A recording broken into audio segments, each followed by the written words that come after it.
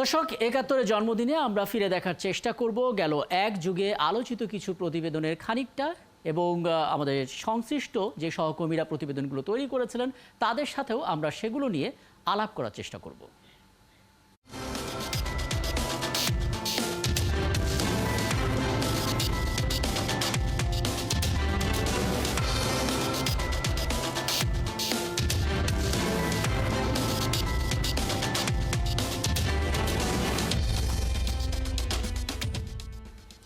২০১৩ সালের ৫ মে শাপলা চত্বরে হেফাজতের সমাবেশ। ওই সমাবেশকে ঘিরে কি হয়েছিল সেটি সবার জানা, কিন্তু পুলিশের অভিযানে সেই সমাবেশ পণ্ড হবার পর শাপলা চত্বরে রীতিমতো গণহত্যার দাবি করেছিল হেফাজতে ইসলাম। হেফাজতের সেই দাবি যে মিথ্যা ছিল সেটি তুলে ধরেছিল ৭১। আমরা সহকর্মী ফারজানা রূপার সেই অনুসন্ধানী প্রতিবেদনের খানিকটা দেখব এবং এভাবে আমাদের অন্যান্য সহকর্মীদের প্রতিবেদন দেখব এবং পাশাপাশি সেই প্রতিবেদনগুলো নিয়েও আমরা আলোচনা করব। শাপলা চত্বর শিরোনাম হেফাজতে ইসলামের সমাবেশ ময়দান হিসেবে। অনেক সাক্ষী, অনেক সূত্র, অনেক তথ্য, অনেক ছবি, কিন্তু তারপরও হিসাব মেলে না। কারা দেখেছে লাশ, কারা সরিয়েছে, লাশের সংখ্যা কি গড়বড় করা সম্ভব? কারা আগুন দিল কোরআন শরীফে, কারাই বা উপড়ে ফেললো গাছ? মতিঝিল শাপলা চত্বর, ডেডলাইন ৫ মে ২০১৩, ঘড়িতে মধ্যরাত। দৈনিক বাংলা মোড়, ফকিরাপুল, বাংলাদেশ ব্যাংক, তিন দিক থেকে পুলিশ সহ আইনশৃঙ্খলা রক্ষাকারী বাহিনী যখন এগিয়ে আসতে শুরু করে, পুলিশ র্যাবের সন্ত্রস্ত পদক্ষেপ তখন বলে দেয় কোনোভাবেই সহজ ছিল না এমন একটি অপারেশনে এগিয়ে যাওয়া। সামনের পথ তখনও হেফাজতে ইসলামের কর্মী সমর্থকে পূর্ণ। রাজপথ বলে দিচ্ছে দিনভর কি তাণ্ডব চলেছে। পুলিশের লক্ষ্য শাপলা চত্বরকে খালি করে রাজধানীতে স্বাভাবিক পরিবেশ ফিরিয়ে আনা। শুরু হয় অপারেশন। সেই অপারেশনের সাথে ছিল ৭১-এর ক্যামেরা। রাতের হলেও সেই ছবি দিনের আলোর মতোই পরিষ্কার বলে দিচ্ছে পুলিশের ভূমিকা, হেফাজত কর্মীদের কর্মকাণ্ড, মনোবল, আহত নিহত, কে কোথায় কিভাবে করেছিল, সব। দর্শক, আমরা এই প্রতিবেদনের খানিকটা দেখছিলাম এবং এই প্রতিবেদন নিয়ে সহকর্মী ফারজানা রূপা তার যে আয়োজন সমীকরণ সেখানে আরও বড় আকারে নানা বিষয় তুলে ধরেছিলেন। ২০১৩-র ৫ই মে সেই রাতের পর সামাজিক যোগাযোগ মাধ্যমে ছড়িয়ে পড়েছিল নানা গুজব এবং সেই গুজবের সূত্র ধরে তার সত্যতা খোঁজার চেষ্টা করেছিলেন সহকর্মী ফারজানা রূপা এবং বেরিয়ে এসেছিল গুজবের পেছনের খবর। আজ আমাদের সঙ্গে তিনি আছেন এবং তার কাছ থেকে জানার চেষ্টা করব এই প্রতিবেদন তৈরির নেপথ্যের গল্পগুলো। ফারজানা রূপা, আপনাকে আমন্ত্রণ জানাচ্ছি এবং আজ প্রতিষ্ঠাবার্ষিকীর শুভেচ্ছা আপনাকে জানাচ্ছি। এবং রানা প্লাজা বলুন, তারপর হেফাজতে ইসলামের এই ঘটনা বলুন, নানা কিছুতেই আপনি একটা অনুসন্ধানী প্রতিবেদন তৈরি করেন যেখানে গিয়ে আসলে আমরা মূল ঘটনাটা জানতে পারি গুজবের বিপরীতে দাঁড়িয়ে। এখনকার সময় অর্থাৎ ২০২৪ সালে সামাজিক যোগাযোগ মাধ্যম যত বড় ছিল ২০১৩ সালে তত বড় ছিল না, কিন্তু সেই স্বল্প পরিসরে সামাজিক যোগাযোগ মাধ্যম আমরা দেখেছিলাম যে গুজব ছেয়ে গিয়েছিল। বলা হচ্ছিল সেখানে শিশুদেরকে হত্যা করা হয়েছে, নানা কিছু। আপনি মাঠে নামলেন এবং সেখান থেকে অনুসন্ধান করলেন। একটু বলবেন কিসে আপনাকে ট্রিগার করেছিল যে আপনি আসলে এই অনুসন্ধানের জন্য মাঠে নামলেন আপনার অভিজ্ঞতা জায়গা থেকে? রাকিব, আপনি প্রতিবেদনে দেখছিলেন যে পুরো ঘটনাটি, অর্থাৎ যদি আমি বলি ১২ মে থেকে শুরু করে ১৩ মে সারাদিন আমরা আসলে ঘটনার সাথে ছিলাম। এবং যখন ফুটেজগুলো এলো সব ক্যামেরা থেকে, পুলিশি অপারেশনের সাথে থাকা ক্যামেরাগুলোতে, তখন ফুটেজগুলো আপনি দেখবেন যে খুব সহসা আমরা যারা টেলিভিশনে কাজ করি, যারা ক্যামেরায় ছবি তুলি, তাদের ক্যামেরায় প্রতিদিন এমন ছবি পাওয়া যায় না। এবং সেই ছবি যখন দেখছিলাম, মানে এটি একটা আসলে সাংবাদিকের জন্য, টেলিভিশন সাংবাদিকের জন্য, যারা আমরা ভিডিও নিয়ে কাজ করি তাদের জন্য এক ধরনের নেশার মতো এই ছবি দেখা। আমার মনে আছে দিনের পর দিন, রাতের পর রাত বসে বসে আমি প্রতিটা ফ্রেম দেখেছি। তার মধ্যেই হচ্ছে, আপনি জানেন যে অধিকার নামক একটি বেসরকারি সংস্থা, এনজিও, তারা একটি সংবাদ সম্মেলন করে এবং তারা একটি মৃত্যুর সংখ্যা হাজির করে এবং যেটি একেবারে অস্বীকার করা হয় পুলিশের পক্ষ থেকে। তখন আসলে সাংবাদিকের কাজ কি, গণমাধ্যমের কাজ কি, ঘটনাটি আদৌ ঘটেছে কিনা সেটি খুঁজে বের করা। এবং সেই সময়ে হচ্ছে যে সকল জেলা থেকে দাবি করা হয়েছিল যে মারা গেছে, নাম ঠিকানা দেওয়া হয়েছিল। প্রতিবেদনের পুরোটা দেখলে আপনি দেখেছেন নিশ্চয়ই, অনেকেই দেখেছেন যে যারা মারা গেছেন বলে দাবি করা হয়েছে, আমরা পেলাম যে তারা জীবিত, রীতিমতো কোরআন তেলাওয়াত করছেন মাদ্রাসায় বসে। তার যিনি হুজুর তিনি বলছেন সে তো জেলে এর আগে মিছিলে যাওয়ার কারণে সে বেঁচে আছে। আর মৃত্যু এমন একটা ঘটনা যেটিকে আসলে গোপন করা যায় না। এটি ছিল আমার ট্রিগার পয়েন্ট, যে যদি একটি এলাকায় কেউ বিশেষ করে মিছিল সমাবেশে গিয়ে গুলিতে মারা যায়, এই খবর আসলে এলাকাবাসী জানবে। কারণ উৎসব যেমন একটি আয়োজনের ব্যাপার, সমাজকে জানানোর ব্যাপার, মৃত্যুও কিন্তু সমাজকে জানানোর ব্যাপার। মানে দাফন কখনো গোপনে করা হয় না, জানাজা হয়, এলাকাবাসী জানেন, আত্মীয় স্বজন জানেন। ফলে এটি ধরে খুঁজতে গিয়ে আমরা দেখতে পাই ভয়ঙ্কর কিছু অপতথ্যের বিস্তার ঘটে। যেমন দেখানো হয় যে ঢাকার জুরাইন কবরস্থানে সারি সারি কবর, এবং আপনি জানেন যে পরে আমরা বের করি সেই কবরস্থানে কবর দেওয়া হয়েছে রানা প্লাজায় যারা নিহত হয়েছেন তাদেরকে। এরকম বিস্ময়কর নানান তথ্য বেরিয়ে আসে। একটি কথা না বললেই নয় রাকিব, সেটি হচ্ছে আমাদের এই অপারেশন এবং কার্যক্রমে আমার এই প্রতিবেদনেও সাক্ষাৎকার আছে তখনকার ঢাকার পুলিশ কমিশনার বেনজির আহমেদের, যার বিরুদ্ধে এখন দুর্নীতির নানান অভিযোগ নিয়ে আলাপ আলোচনা হচ্ছে।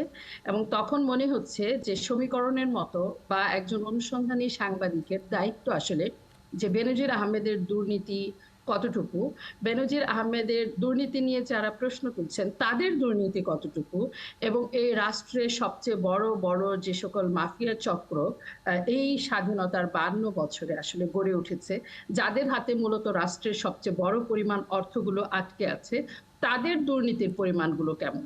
এবং আমি আশা করি বাংলাদেশের গণমাধ্যম ৭১ তো বটেই, সেই জায়গাগুলোতে আমরা পৌঁছতে পারবো। অবশ্যই অবশ্যই। রূপা, আপনার এই হেফাজতের ৫ই মের যে তাণ্ডবের ঘটনা আপনি অনুসন্ধান করলেন এবং নানামুখী অপতথ্যগুলোকে আসলে সত্য তথ্যের সামনে হাজির করলেন, একটু বলবেন আসলে আপনার কাজ করতে গিয়ে কি মনে হয়েছে? এই গুজব আসলে কারা ছড়িয়েছে, কোন স্বার্থে, কোন মহলে এই কাজগুলো করতে পারে? রাকিব, কোনো কিছুই রাজনীতির বাইরে নয়। আমার গত ২৫ বছরের সাংবাদিকতা জীবনে আমি বারবার এই প্রশ্নটির সামনে পড়েছি যে খুব স্বাভাবিকভাবে আপনার মনে হবে যে দ্রব্যমূল্য বা কাঁচামরিচের দাম বাড়ানোর একটি তথ্য আমরা দিচ্ছি, কিন্তু এটির গোড়াটা আসলে রাজনীতি। এবং যখন আমার পেশাগত জীবনের একদম শুরুতে সবচেয়ে বড় ঘটনা ঘটেছিল ময়মনসিংহের ৪ সিনেমা হলে বোমা হামলার ঘটনা, ঈদের ছুটিতে বাড়ি গিয়ে আমাকে সেটি কভার করতে হয়েছিল, একদম আমার চোখের সামনে ঘটনা।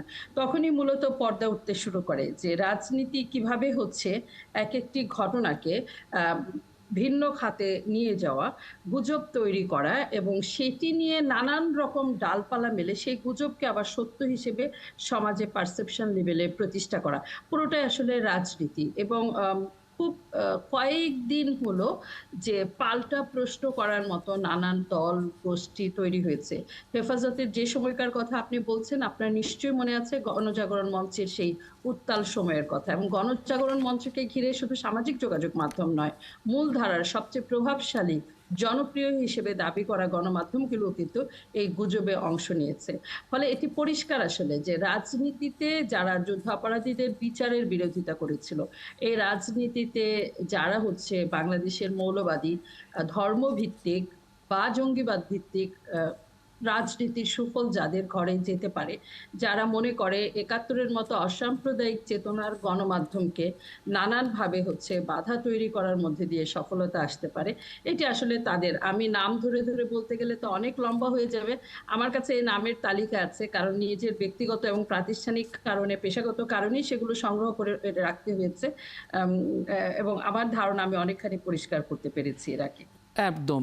কিন্তু ফারজানা রূপা, যেই গুজবের বিরুদ্ধে আপনি অবস্থান নিয়েছেন, গতকাল আপনি যখন ৭১-এর প্রথম প্রহরে, জন্মদিনের প্রথম প্রহরে আপনি কথা বলছিলেন, তখন আপনি বলছিলেন যে এখন সামাজিক যোগাযোগ মাধ্যমে যে গুজবটা ছড়াচ্ছে তার বিপরীতে মূলধারার গণমাধ্যমকে আসলে দাঁড়াতে হবে। ওই অংশটা নিয়ে আপনার কাছে আলাদা করে একটু কথা বলবো। ২০১৩-র ৫ই মে হেফাজতে ইসলামের সেই তাণ্ডবের অনুসন্ধানী প্রতিবেদন যিনি তৈরি করেছিলেন, সহকর্মী ফারজানা রূপা আমাদের সঙ্গে আছেন তিনি। ফারজানা রূপা, আপনাকে আমন্ত্রণ জানাচ্ছি। আসলে আমরা যে ইস্যুটি নিয়ে কথা বলছিলাম সেটা ছিল ২০১৩ সাল এবং এটা ২০২৪, এবং আপনি জানেন আমাদের সোশ্যাল মিডিয়াগুলো অনেক ডালপালা মেলেছে, বহু ফেসবুক পেজ এবং ইউটিউব চ্যানেল, এবং কোনো ইউটিউব চ্যানেলে একটা গুজব দিয়েই আসলে একটা সাম্প্রদায়িক দাঙ্গা তৈরি করা হয়েছিল, আপনাকেও মাঠে নামতে হয়েছিল, আমাদেরও আলোচনা করতে হয়েছিল। গুজবের বিপরীতে সোশ্যাল মিডিয়ার যেই পরিসর, সেখানে দাঁড়ানোটা কতটা চ্যালেঞ্জিং হয়ে যাচ্ছে আপনাদের কাছে, বিশেষ করে মূলধারার গণমাধ্যম কর্মী বা গণমাধ্যম, তাদের দায়িত্ব এবং দায়বদ্ধতা এখানে কি হবে আসলে? প্রথম কথা হচ্ছে সোশ্যাল মিডিয়াকে দূরে সরিয়ে রাখার কোনো উপায় নেই, এইটা হচ্ছে একদম বর্তমান বৈশ্বিক বাস্তবতা। আবার হচ্ছে সামাজিক যোগাযোগ মাধ্যমে যেটি হচ্ছে সেটিকে আমরা বলছি সম্পাদকীয় একটি তথ্যের অবাধ প্ল্যাটফর্ম। আপনি দেখবেন যে কোন রঙের গরু, কোন জাতের ছাগল কোরবানির হাটে কোন জেলা থেকে নিয়ে আসা হলো, এগুলো নিয়ে যত বেশি কথা বলা হচ্ছে, সারা দেশের যেহেতু ৮০% মানুষেরই হচ্ছে কোরবানি সংশ্লিষ্টতা, তারা এই ভিডিওগুলো দেখছে। দেখা মানে ভিউ বাড়ছে, ভিউ মানেই হচ্ছে মানে পরিচিতি বাড়ছে এবং একই সাথে অর্থ ইনকাম হচ্ছে। কিন্তু মূলধারার গণমাধ্যমের এটি করবার বলবার কোনো সুযোগই নেই, একেবারেই নেই। ফলে এটি একটি বড় চ্যালেঞ্জ যে আপনি যেটি ইউটিউবে, ইনস্টাতে পাচ্ছেন, টিকটকে পাচ্ছেন, তো আপনি কেন ৭১ টিভি দেখবেন? আবার যেখানে হচ্ছে যত বেশি গুজব আপনি ছড়াবেন, তত বেশি দ্রুত হচ্ছে এটি ছড়িয়ে যাবে। যেমন ধরেন, আমরা এটি জানি যে বাংলাদেশ থেকে কোনো টাকা ফিলিস্তিনে পাঠানো সম্ভবই না, এটির বাস্তবতা নেই, অফিসিয়ালি এটি জানানো হয়েছে। কিন্তু একটি কোমল পানীয়ের বিরুদ্ধে যে গুজব ছড়ানো হচ্ছে, বলা হচ্ছে যে প্যালেস্টাইনে টাকা পাঠানো হবে এবং এই কোমল পানীয় দিস অ্যান্ড দ্যাট, এর যদি গোড়ায় খুঁজতে যান আপনি, তাহলে হচ্ছে গোড়ায় দেখা যাবে প্রচুর অসত্য তথ্য। চ্যালেঞ্জটা কি? যখন এই অসত্য তথ্যকে আপনি চ্যালেঞ্জ করছেন, তখন আপনার বিরুদ্ধে স্বার্থ সংশ্লিষ্টতার অভিযোগ আনা হচ্ছে, আপনার বিরুদ্ধে তার মতের সাথে যার মত মিলছে না তার পক্ষ নেওয়ার অভিযোগ আনা হচ্ছে, এবং তখন আসলে এখানে ব্যক্তিকে আলাদা করে ফেলা হচ্ছে, প্রতিষ্ঠানকে আলাদা করে ফেলা হচ্ছে। এবং যেটি বলছিলাম, এটির পেছনেও আবার রাজনীতির কাজ করে। কিরকম রাজনীতি কাজ করে?